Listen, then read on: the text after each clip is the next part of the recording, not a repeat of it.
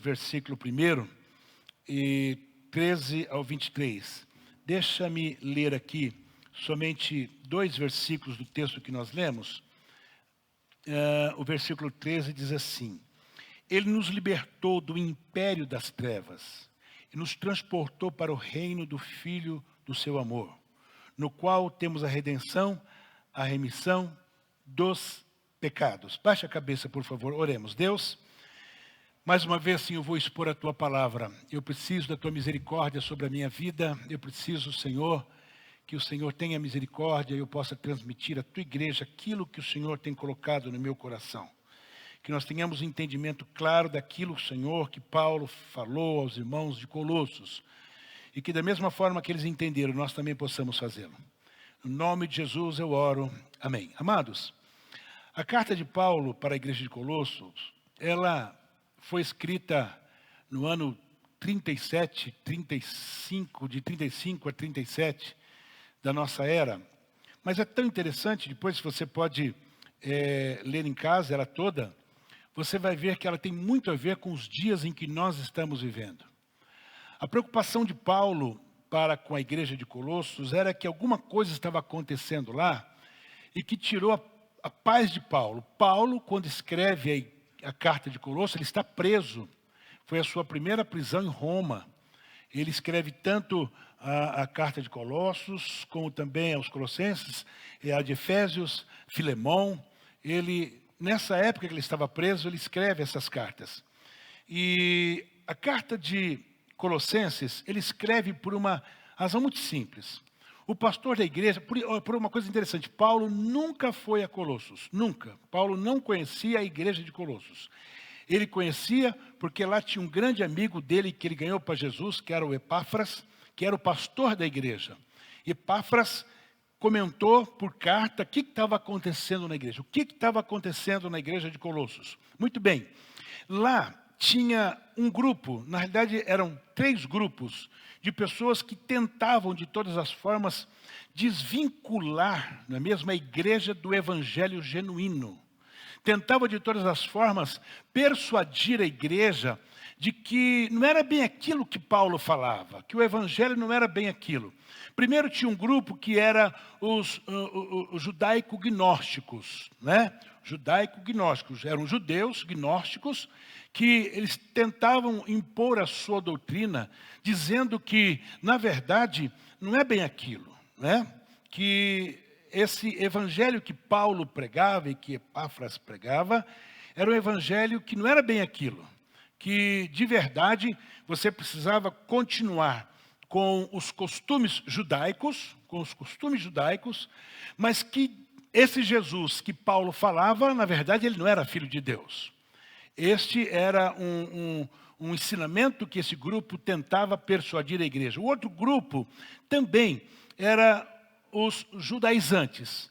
Quem eram os judaizantes? Eram aqueles que tinham se convertido ao evangelho, mas dizia, olha, de verdade Jesus é o Filho de Deus, mas você só vai ter de verdade certeza de salvação se você continuar na doutrina de Paulo, mas você vai precisar guardar a lei. Olha só que coisa tremenda. Fora isso, tinha um outro grupo, que era um grupo de gregos, que diziam que tinham se convertido ao evangelho, mas eles pregavam que, na verdade, o evangelho, se você for gente boa, não tem problema. Se você pagar os seus impostos, se você se der bem com sua mulher, com o seu próximo, o resto não interessa. Era isto que esses 3 grupos tentavam contra a igreja de Cristo. Aí você fala, mas nos dias de hoje, eu não conheço nenhum judeu gnóstico, eu não conheço nenhum judaizante, eu não conheço nenhum grego. É verdade, nós não conhecemos mesmo. Talvez, se nós procurarmos, vamos achar. Mas o que acontece nos dias de hoje é que existe um grupo, não é? Existe um grupo, e este grupo, ele é de verdade controlado pelas forças de Satanás, tentando persuadir a igreja de Cristo de que o evangelho não é bem isso que se prega. E eu disse aqui no início do culto que nós estamos muitas vezes deixando de acreditar que o Evangelho de Cristo muda, transforma o ser humano.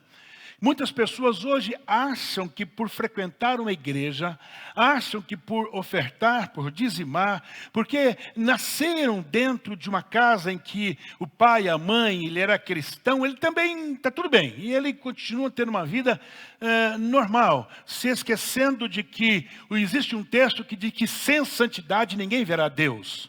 A igreja precisa se preocupar que, sem santidade, ninguém verá Deus. Fora a isto, Jesus foi muito claro, Paulo foi muito claro, na verdade, quando ele dizia que nós precisamos ser nova criatura.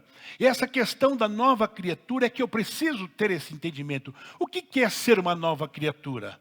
Nova criatura, meu Deus do céu, eu sou um ser humano, como é que eu posso ser uma nova criatura? A nova criatura, ela tem o raciocínio mudado.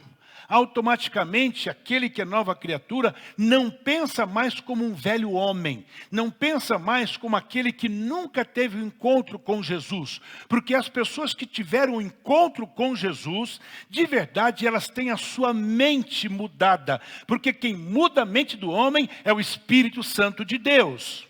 Então, o que acontece nos dias de hoje? As pessoas estão se esquecendo o que Jesus fez na cruz por nós. Eu dizia no início que nós, qualquer um de nós que estamos na igreja há mais de 3 anos, contamos a história da morte, da ressurreição de Jesus com tranquilidade.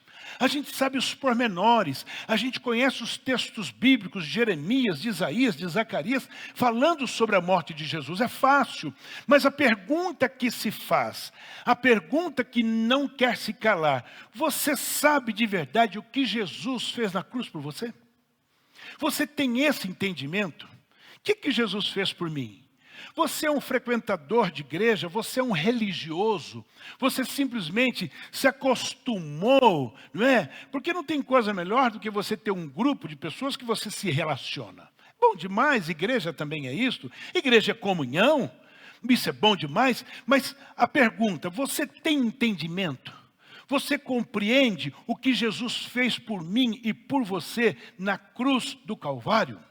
Um fato que é inquestionável, que a obra realizada por Jesus na cruz é a maior expressão de amor de Deus para a humanidade.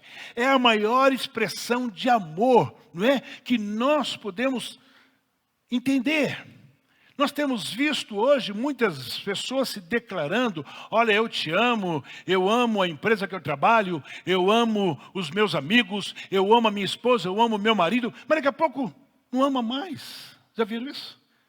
Quantas pessoas? Eu estava lendo há poucos dias sobre um determinado apresentador de televisão, que ele sempre se declarou amante do seu trabalho, mas agora está processando a empresa. Olha, como é que pode ser isto? Não é assim? Mas é natural. Agora, o amor de Deus, não.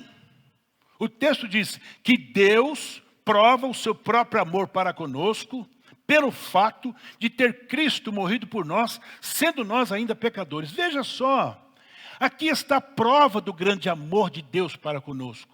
Quando Jesus morreu na cruz, nós não éramos gente boa não, irmão, nós não valíamos nada. Nós éramos pecadores separados de Deus, mas Deus não se preocupou que eu era um pecador, que você era um pecador. E Ele viu a necessidade de que nós fôssemos restaurados, de que nós de verdade pudéssemos mudar de vida. Então Ele manda o seu filho, o seu único filho, e mandar o seu filho, e o seu filho morrer na cruz, isto foi a grande demonstração do amor de Deus para conosco. Quando nós temos esse entendimento, as coisas mudam. Agora, o que eu preciso ter entendimento? Veja só, qual é o entendimento que eu preciso ter? Isto que eu vou falar agora, se você entender, você vai ser de verdade uma nova criatura. Nós precisamos ter entendimento, né? Que nós somos especiais para Deus. Nós somos especiais para Deus. Ele nos amou de tal maneira que deu tudo de si. O tudo é o Filho dele. né? Por nos amar, Jesus deixou a sua glória. Jesus deixou o seu trono, tornou-se homem. Olha só que coisa tremenda. Ele foi perseguido, ele foi preso, ele foi humilhado, ele foi açoitado, cuspiram nele, humilharam ele. Ele foi envergonhado, foi pregado numa cruz. Por quê? Simplesmente para que a história fosse escrita? Não, porque você é especial para Deus. A igreja comprada com o sangue do Filho dele, ela é especial para Deus. Então você não é simplesmente o Joãozinho, o Ismaelzinho, não, o Elizinho, não. Nós somos especial de Deus. Nós somos geração eleita, sacerdócio real, nação santa, povo adquirido. Você é diferenciado. Você precisa tomar entendimento, que é acreditar nisso. Você não pode dizer assim, não, mas eu sou crente. Que daí que você é crente? Você não é simplesmente crente. Você é especial para Deus. Entenda, compreenda isto. E quando você tem esse entendimento, eu posso lhe garantir que coisas grandes vão acontecer na tua vida, porque você vai dizer, eu sou um homem, uma mulher especial de Deus. Louvado é o nome do Senhor. Como eu disse, sendo Deus, se fez homem. Olha só. Sendo Senhor, se fez o quê? Servo. Sendo Deus, se fez servo. Sendo santo, se fez pecado por mim e por você. Sendo bendito, se fez maldição. Por que fez maldição? Porque morte de cruz era para pessoas malditas. A morte de cruz era a pior morte que existia para a sua época. Ele carregou sobre ele os meus pecados e os seus pecados. Se fez maldito por nós. Sendo autor da vida, ele deu a sua própria vida por mim e por você. Glorifique a Deus por isso. Olha só. Paulo escrevendo aos Romanos no capítulo 29, eu vou ler na NVI. Olha só que coisa tremenda. Pois aqueles que de antemão conheceu, ele está falando com você, está falando comigo. Também os predestinou para serem conforme a imagem do seu Filho. Opa! Então, a partir do momento que nós fomos escolhidos, agora nós somos igual ao Filho. Quem? Jesus. Por isso que Paulo diz, sede meus imitadores, como eu fui de Cristo, a fim de que ele seja o primogênito entre muitos irmãos. Então veja só, eu e você somos a partir de então, imagem do próprio Jesus. Coisa maravilhosa, aí você fala assim, pastor, aí forçou uma barra. Eu? Não, se você não é, é bom você começar a ser. É bom você se esforçar para ser. Nós precisamos ser a imagem do próprio Cristo.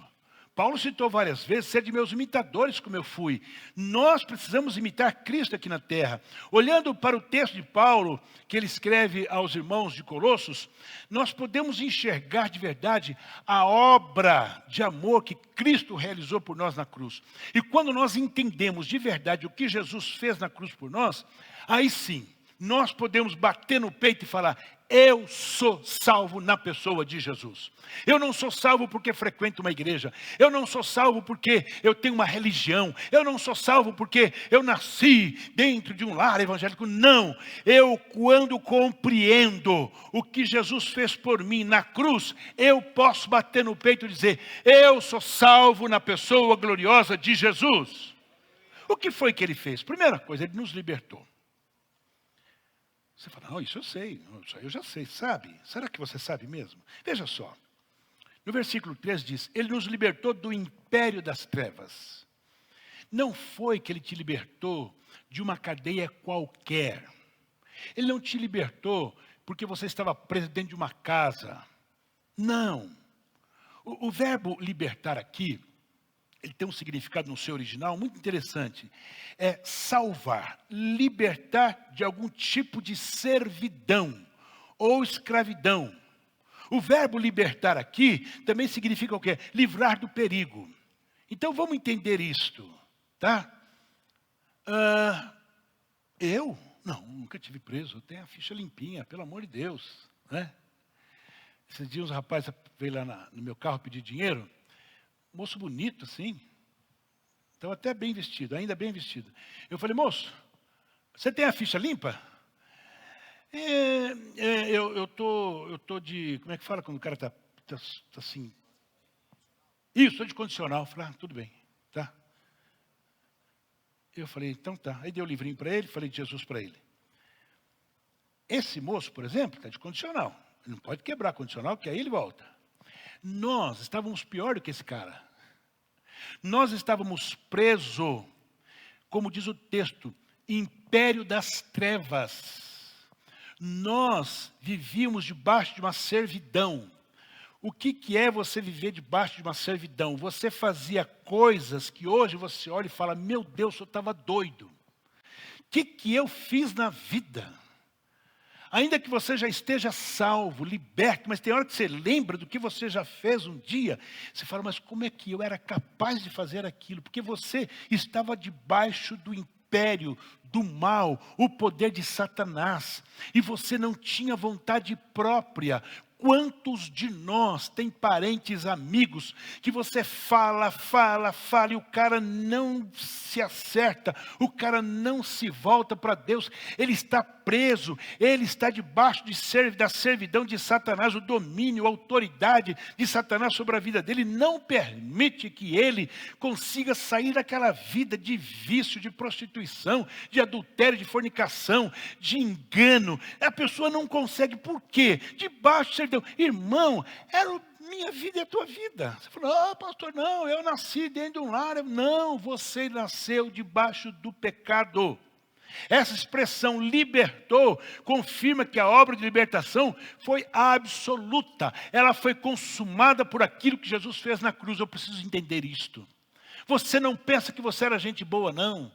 Não pensa que você, não, mas eu pago as minhas contas em dia, eu não brigo com ninguém, os meus vizinhos gostam de mim, os meus parentes, não. Você era um pecador, você se libertou porque Jesus morreu na cruz pelos seus pecados. Aqui está o segredo. Primeira coisa, Ele nos libertou. Que coisa maravilhosa, igreja. Que coisa tremenda, tá? Por isso que está lá no livro de 2 Coríntios. Quem está em Cristo, nova criatura é. As coisas velhas se passaram e tudo se fez novo. Deus tirou dos meus olhos as vendas. As algemas foram quebradas. E agora, eu e você, nós somos libertos por Cristo, louvado seja o nome do Senhor.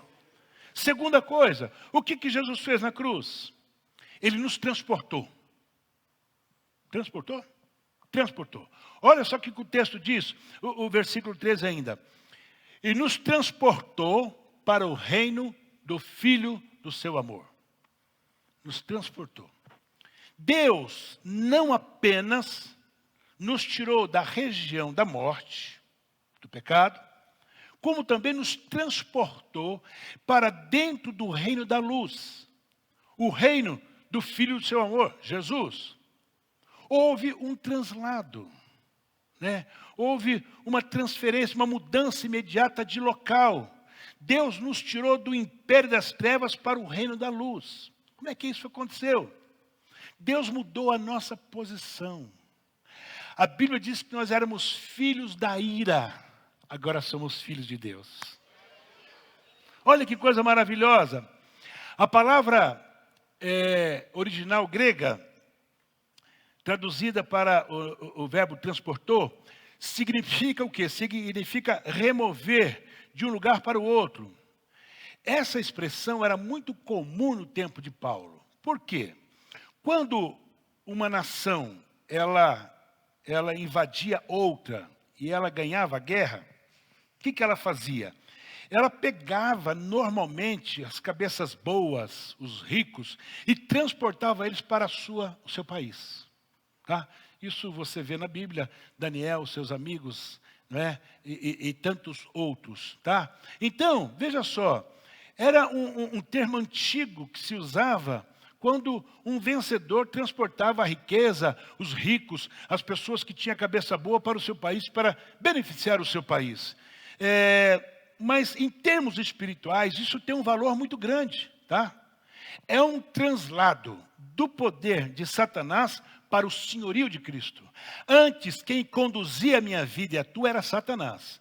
A partir do translado, nosso senhorio é Cristo. Quem manda em nós é o Senhor Jesus. É Ele que dita as ordens. É o translado do império das trevas para o reino da luz, porque Ele é luz. Ele é luz. O Senhor é luz. Quando Deus, pelo seu Espírito, ou seja, Jesus, Ele se apresenta para Paulo ali no caminho de Damasco, a Bíblia diz que ele viu um clarão. Luz é o próprio Jesus.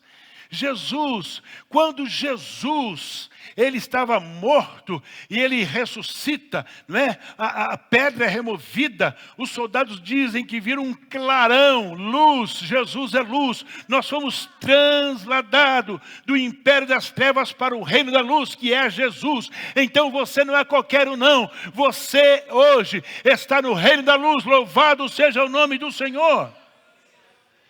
Nós fomos transladados da escravidão para a liberdade.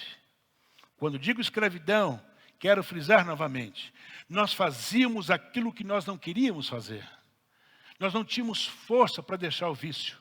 Nós não tínhamos força para deixar de enganar. Nós não tínhamos força para deixar de trair, de mentir. Mas a partir do momento que nós fomos transladados, nós agora somos libertos. Louvado seja o nome do Senhor.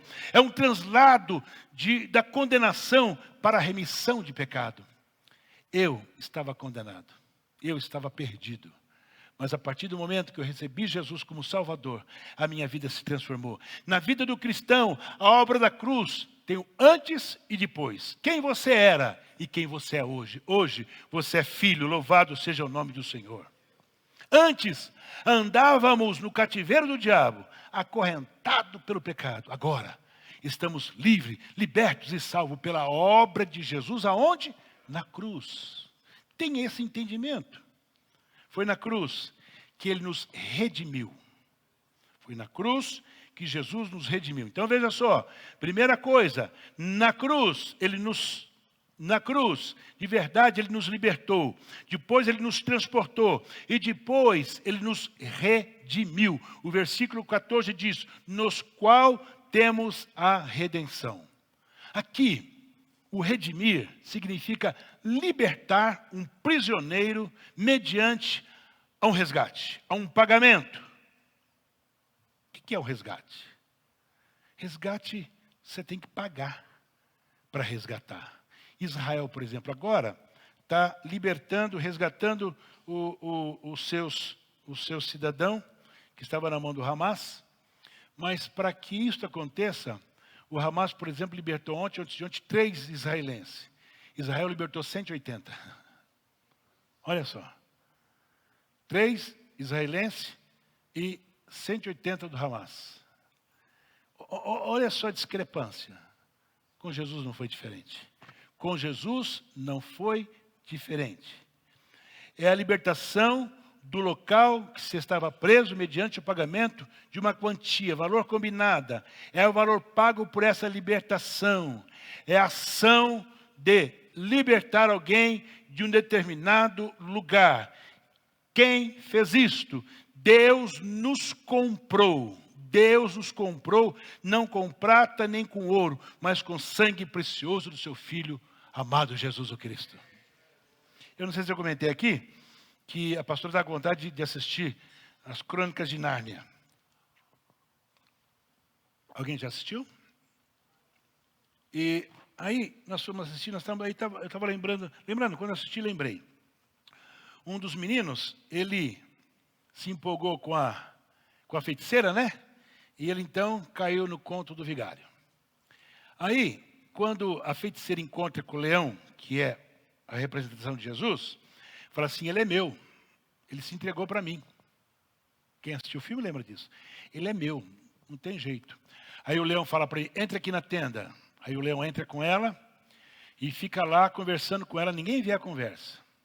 Daqui a pouco ela sai, né, toda felizona. E o leão sai triste assim, aí ele começa a caminhar. Daqui a pouco as crianças vão atrás dele e ele vai por deita lá numa pedra, ou deitam ele numa pedra e matam ele. matam ele. Quando C.S. Lewis escreveu isto, ele queria mostrar exatamente isso. O menino, ele se engraçou com uma feiticeira que significava o mal, né?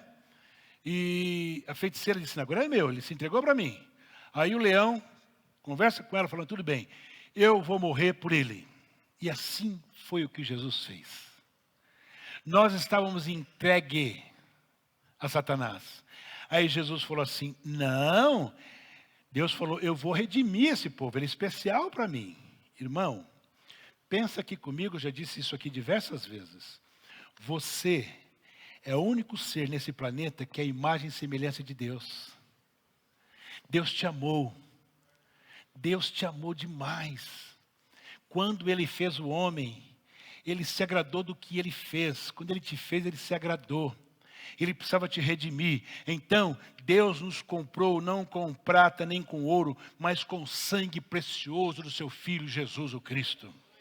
Então, a remissão, ela veio por conta disso. Deus nos comprou de volta e agora nós somos dele. Você tem esse entendimento? Você compreende isto? Você não é simplesmente o A, B, você é filho de Deus. Ele te comprou com o sangue do Filho dele. Somos propriedade particular. Sabe lá o que é isso? Particular.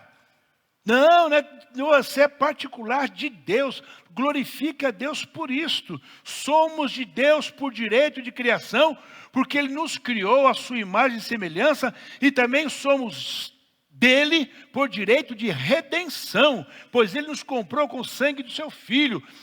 Nós havíamos nos perdido. Lá no Éden o homem se perdeu. Nós nascemos com a semente do pecado. Nós estávamos perdidos, mas Ele nos amou. João 3,16.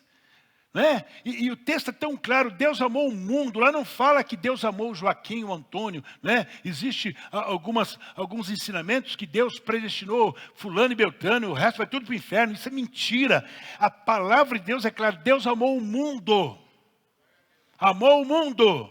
Mas também está escrito, quem quiser seguir após mim, negue-se a si mesmo, tome a sua cruz e siga-me. Então o meu papel é negar a mim, dizendo eu sou um pecador, um miserável, e agora Deus me redimiu pelo sangue do seu Filho. Pronto, eu estou salvo, louvado é o nome de Jesus. Por fim, no versículo 14 ele diz, no qual temos a redenção, a remissão dos pecados. Ou seja, foi na cruz também que Ele nos perdoou. Nós necessitávamos do perdão. A obra da cruz removeu a barreira entre Deus santo e o homem pecador. Nós escutamos esses dias aqui do pastor lá da Bahia, né? Que quando Deus tira o homem do jardim, Ele coloca lá o quê? Uma espada que ficava circulando o jardim. Ninguém poderia entrar no jardim porque a espada estava lá. O jardim foi fechado. Mas quando Jesus foi transpassado pela espada, o véu se rasga. E agora eu tenho acesso a Deus. Não tem mais espada. Não, agora não tem mais não. Eu estou liberto. Eu fui perdoado. A palavra perdão significa cancelar uma dívida. A dívida que eu tinha foi cancelada, porque Jesus me perdoou na cruz do Calvário. Louvado seja o nome do Senhor. É por isso que Paulo, escrevendo aos irmãos de Colosso, ele fala assim no capítulo 2, versículo 14. Tendo cancelado o escrito de dívida que era contra nós e que constava de ordenanças, o qual nos era prejudicial, removeu-o inteiramente, encravando aonde? Na cruz. Nós tínhamos uma escrita de dívida. Não tínhamos como pagar. Não. Nossa dívida, como escravo, foi cancelado. Louvado seja o nome do Senhor. Paulo confirma esta verdade quando ele fala lá em Romanos capítulo 8, versículo 33 e 34. Quem fará alguma acusação contra os escolhidos de Deus? Quem? É Deus quem os justifica. Quem os condenará? Uma pergunta. Foi Cristo Jesus que morreu, e mais que ressuscitou e está à direita de Deus, e também intercede por nós. Ô irmão, olha só. Você é especial de Deus, você é nação eleita, sacerdócio real, e agora ninguém pode meter o dedo na tua cara. Não, não. Eu não sei se é verdade, mas eu já li isso, né? Quando o Martim Lutero estava escrevendo as teses, diz que o diabo apareceu para ele. E já viram isso? Alguém já escutou isso? E começou a falar, mas você fez isso. Ele falou, é verdade mesmo, fiz tudo isso. Mas o sangue de Jesus me purifica de todo o pecado. Acabou. O sangue de Jesus me purifica de todo o pecado. Então veja só, ninguém pode meter o dedo na tua cara. Para de ficar se acusando. Para de ficar, não, mas eu o que, irmão? Jesus te perdoou do seu pecado. Não é? Pastor, mas deixa eu falar uma coisa. Como é que é isso? Continuamos pecadores.